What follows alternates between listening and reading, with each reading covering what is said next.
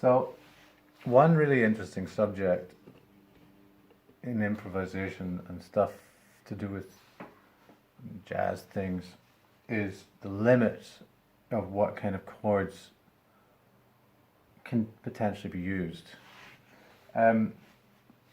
So I think it gets into quite a strange, gets into quite difficult subjects, into a quite difficult area very quickly, because of the lack of definitions. So, for example, the whole terminology around sort of drop chords, I think personally I don't find it massively useful. I think I'm just going to go far into it with some examples. So one thing that I think is really interesting is to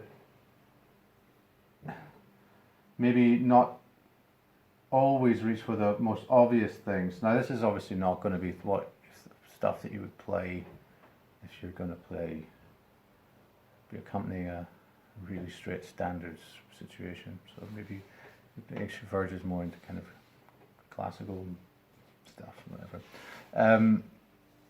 So basic things.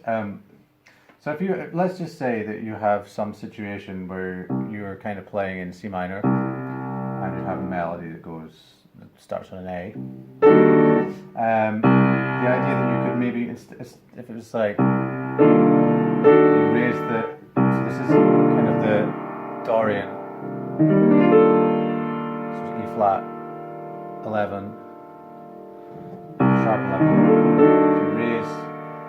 If you get a 7th with a sharp 9, you've got two triads on top of each other.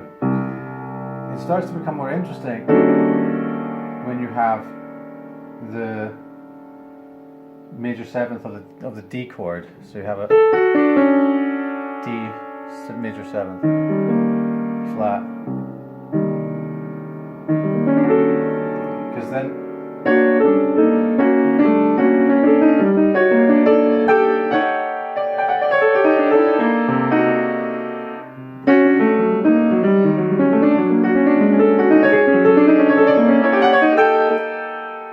I don't even know what I'm actually trying to say about that, but if you're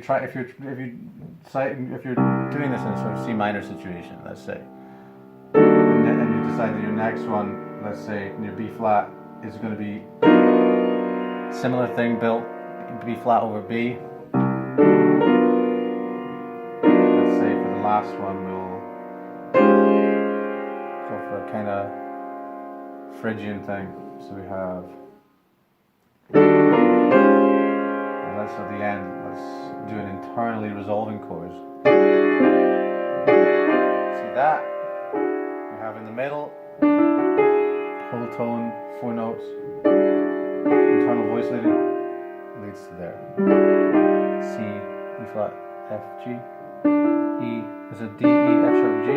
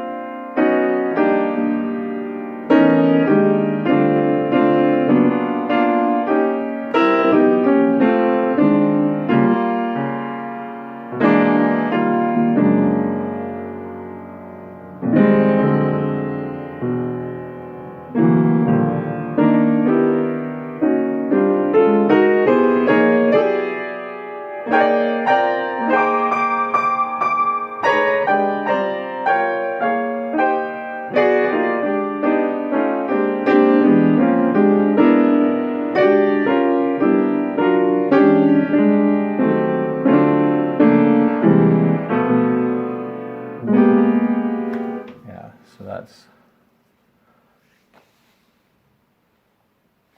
some possibilities there. What can you say about that? Well, it's all a matter of taste, really. So you feel like chords like this are things that you can easily U.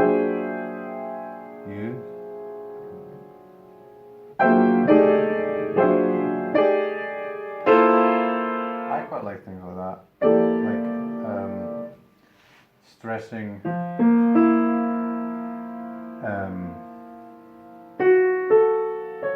something like this is very cool. So how could you, if you think about how you might potentially get out of that? What is this? This is an F sharp over a something F sharp triad. You can make it more dense. Over a F major seventh with a suspended fourth. From there,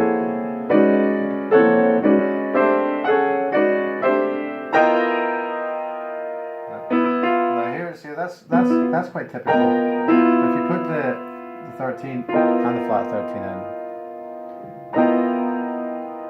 so it gives it a different color. If you actually added an F sharp, it's really interesting.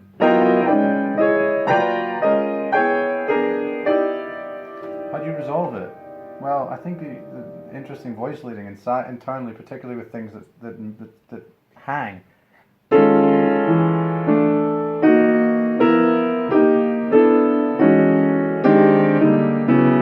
I want to resolve to C.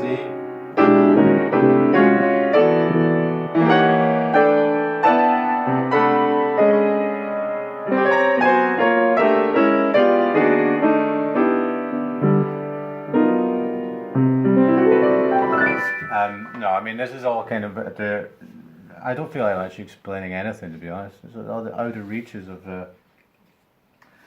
theory. Very much the outer reaches. I mean, I think what I ultimately am getting at here is that when you're doing two-handed voicings of chords, there's a lot of tendency to really just stick to very typical movements, so like chordal things, or more or less two-hand voicings of quite basic stuff. I mean, which is great.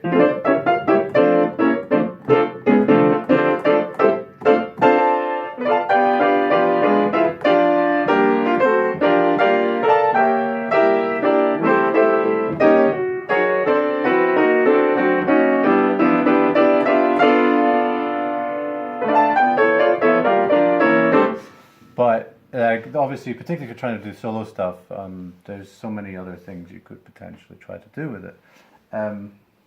Like for example, just like kind of going against the overtone series is an interesting one. So you have in the left hand D, A flat, E flat. So instead of having the solid root fifth situation. So think even like something like A flat chord, it's a B flat chord. Stack it differently. Then internal voice movement. I mean, if you think about that.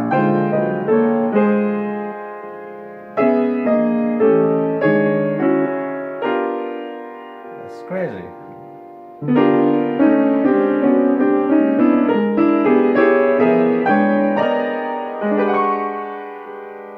Get off the stage. But I mean, is that a legitimate way of playing B flat? Who knows? It sounds kind of like a B flat. Look at that.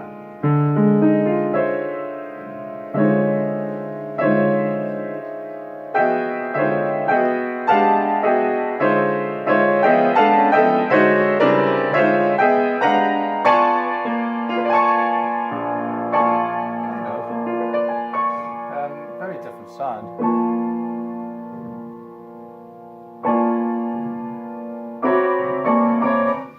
Sounds more like Stravinsky.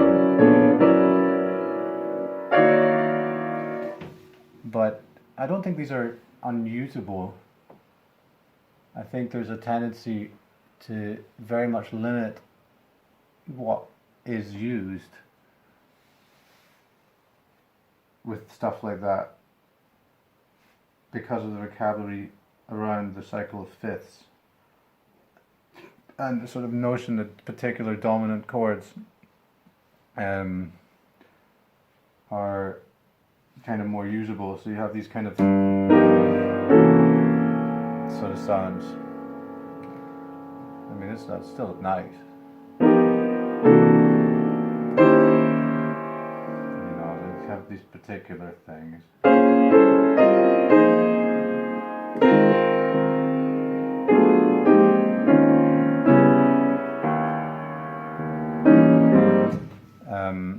And they quite shy away from certain types of clashes, because then it can be very confusing. Anyway, that's all I've got to say on that subject for now.